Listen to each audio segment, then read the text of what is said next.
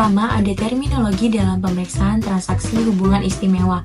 Beberapa di antaranya, yang pertama ada transfer pricing, adalah penetapan harga dalam transaksi afiliasi. Yang kedua, pemeriksaan kelaziman transaksi afiliasi adalah pemeriksaan yang ditunjukkan untuk meneliti kelaziman usaha dan keberadaan transaksi afiliasi wajib pajak. Yang ketiga, hubungan istimewa sebagaimana dimaksud dalam pasal 18 ayat 4 Undang-Undang Pajak Penghasilan dan pasal 2 Undang-Undang PPN dan PPNBM, serta ketentuan dalam P3B yang mengatur tentang pihak-pihak yang terasosiasi dan pihak-pihak yang mempunyai hubungan istimewa dapat juga disebut sebagai associated party, related party, controlled party, atau affiliated party. Oke, selanjutnya kita akan membahas mengenai materi parameter pihak yang mempunyai hubungan istimewa.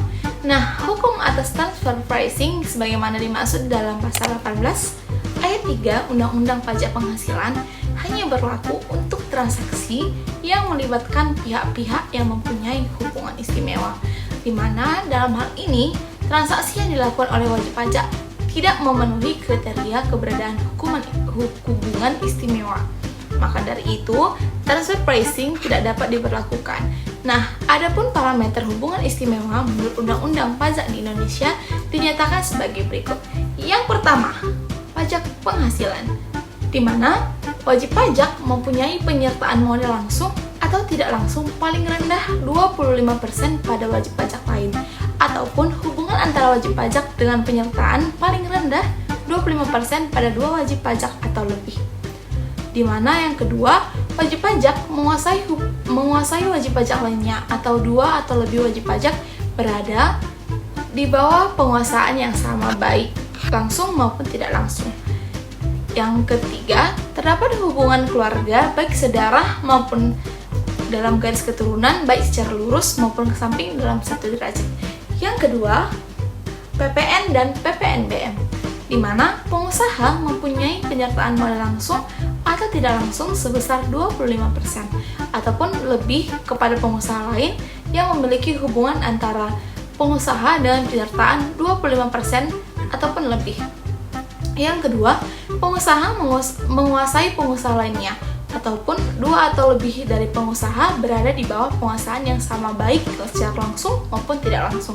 Yang ketiga, terdapat hubungan keluarga baik sedarah maupun semeda dalam garis keturunan lurus dan atau ke samping dalam satu derajat. Selanjutnya terkait dengan metode penentuan harga transfer, terdapat setidaknya 5 metode yang dapat digunakan. Yang pertama, harga pasar sebanding. Metode ini diterapkan dengan pembandingan harga transaksi dari pihak yang ada hubungan istimewa dengan harga transaksi barang sejenis dengan pihak yang tidak mempunyai hubungan istimewa. Yang kedua, harga jual kembali. Metode ini dapat dipergunakan dalam hal wajib pajak yang diperiksa bergerak dalam bidang usaha perdagangan, yaitu produk yang telah dibeli dijual kembali kepada pihak lain.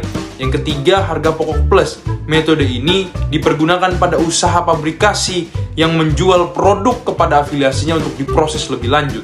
4. Pembagian laba. Metode pembagian laba adalah metode penentuan harga transfer yang berbasis kepada laba transaksional yang dilakukan dengan mengidentifikasi laba gabungan atas transaksi afiliasi yang akan dibagi oleh pihak-pihak yang mempunyai hubungan istimewa.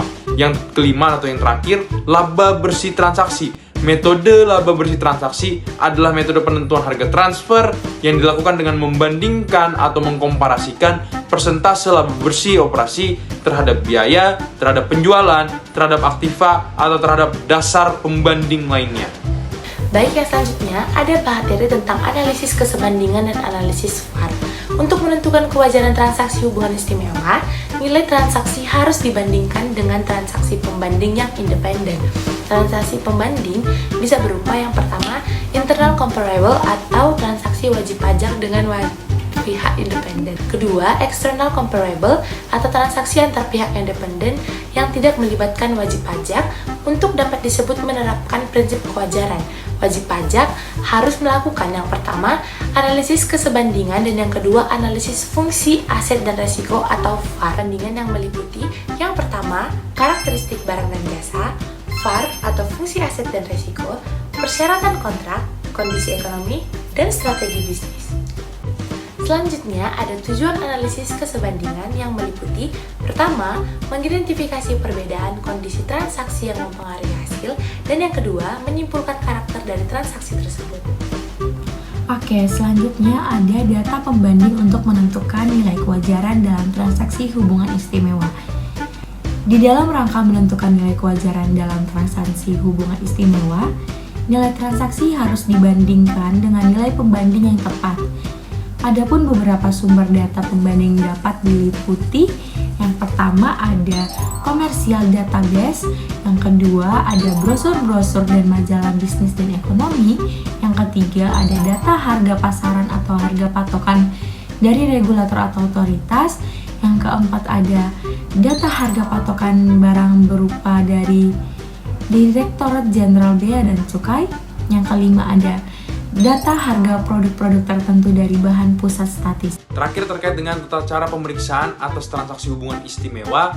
Pemeriksaan terkait dengan transaksi hubungan istimewa akan dilakukan oleh pemeriksa pajak dalam bentuk langkah-langkah atau mekanisme sebagai berikut. Pertama, mempelajari SPT dan berkas data wajib pajak. Tujuan dari mempelajari SPT serta berkas data wajib pajak adalah dapat menentukan keberadaan transaksi antara wajib pajak dengan pihak-pihak yang terafiliasi. 2. Melakukan analisis laporan keuangan. Dalam hal penelitian atas SPT dan berkas data wajib pajak menunjukkan adanya transaksi hubungan istimewa yang dilakukan oleh wajib pajak, maka pemeriksaan pajak akan analisis laporan keuangan. Dalam hal penelitian atas SPT dan berkas data wajib pajak menunjukkan adanya transaksi hubungan istimewa yang dilakukan oleh wajib pajak, maka pemeriksa pajak akan melakukan analisis laporan keuangan. Tujuannya adalah untuk mendeteksi adanya ketidakwajaran penetapan harga transaksi. Yang ketiga, mempelajari proses bisnis dari wajib pajak. Pembelajaran atas proses bisnis wajib pajak dapat dijadikan sebagai salah satu instrumen yang akan sangat bermanfaat ketika melakukan analisis kesebandingan. Keempat, menentukan buku, catatan, dan dokumen yang akan dipinjam. Buku, catatan, atau dokumen wajib pajak yang dapat dipinjam dalam pemeriksaan pajak ketika berkaitan dengan transaksi hubungan istimewa dapat meliputi: pertama, laporan keuangan konsolidasi yang menggambarkan kesatuan ekonomis dari pihak-pihak terkait. Kedua, perjanjian lisensi. Ketiga, perjanjian franchise.